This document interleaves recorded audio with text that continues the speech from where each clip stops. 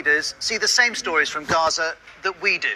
Today, it's reports by the Hamas-run civil defense agency that nearly 100 people have been killed by an Israeli attack on North Gaza.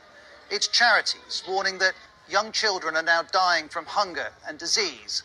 And it's accounts such as this, sent to the BBC by a British doctor working in Gaza. I'm sure it won't be long until we get to a situation where we're seeing pictures of them that image what we saw in the early 80s with the famine in Ethiopia. Despite its total blockade of Gaza, Israel says there's no shortage of food there and that the real crisis is Hamas looting and selling aid. But there's mounting evidence that there are shortages. A recent UN-backed report said Gaza's whole population, over 2 million people, is at risk of famine.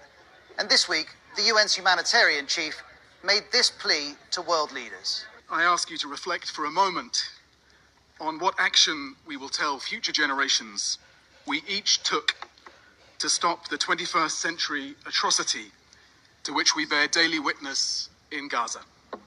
Leaders have been responding to what they and we are seeing. This week, Spain's Prime Minister called Israel a genocidal state, to which Israel strongly objected. France's President Macron called the Gaza blockade shameful, to which Israel accused him of siding with a terrorist organisation. And Prime Minister Sir Keir Starmer said the situation in Gaza is intolerable, calling for aid to be brought in and hostages to be released. And then there's Israel's most important ally, America. Talking to the BBC, its top diplomat again called on Hamas to surrender, then added, "We're not immune to the suffering of the people of Gaza." And President Trump has said this. We're looking at Gaza, and we got to get that taken care of. A lot of people are starving. There's a lot of bad things going on, okay?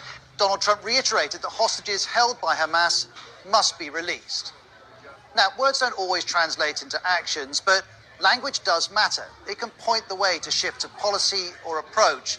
And this week, there's some evidence Israel's actions in Gaza are testing even its staunchest allies.